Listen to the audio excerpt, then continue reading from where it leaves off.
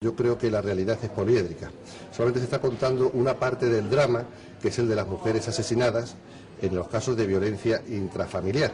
Y creo que también un tema importantísimo de ese drama, pero que se oculta o que no se quiere contar a la opinión pública, es el de los casos de los hombres, que pueden ser cientos anualmente, que se están suicidando debido a denuncias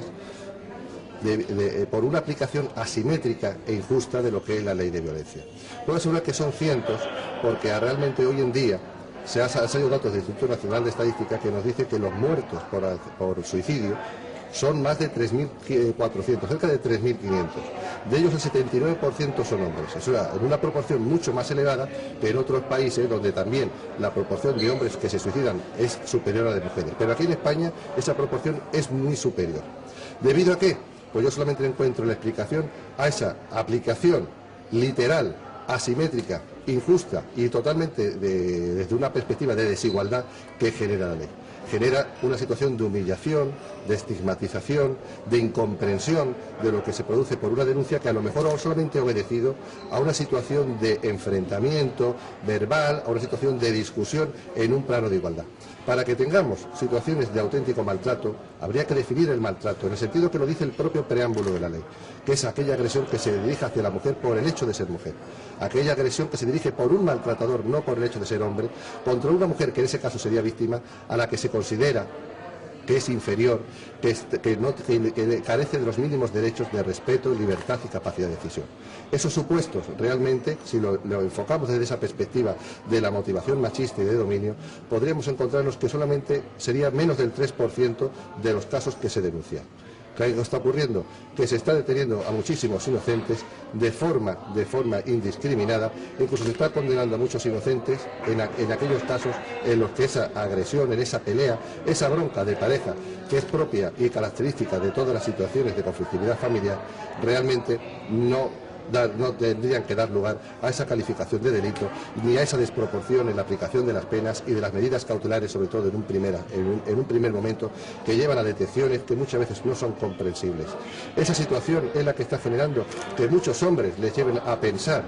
y a poner en práctica esa idea de suicidio y esa situación, ese drama que no se cuenta, también tendríamos que conocerlo para darnos también desde ese punto de vista poliédrico que nos daría el enfoque real de lo que está ocurriendo. Entonces yo les exijo a quienes tendrían la capacidad de hacer esos datos estadísticos que se atrevan a sacarlos, porque podría ser un escándalo. Hasta el año 2006, cuando se tenía en cuenta lo que es el estado civil de la víctima y se decía en qué situación se producía esa muerte, veremos que más de 630 hombres en el 2006 se habían suicidado en situaciones de crisis familiar, en situaciones de divorcio. Cuando tenemos encima una aplicación de una normativa donde en esa crisis puede dar lugar en casi ya más de la mitad de los casos a situaciones de denuncias por violencia, porque cualquier mujer puede denunciar hoy en día que se siente maltratada psicológicamente, cuando realmente esa denuncia no es falsa, obedece a una situación de que esa señora se cree que está siendo maltratada psicológicamente, a lo mejor porque eso ha sido consecuencia de una situación de infidelidad.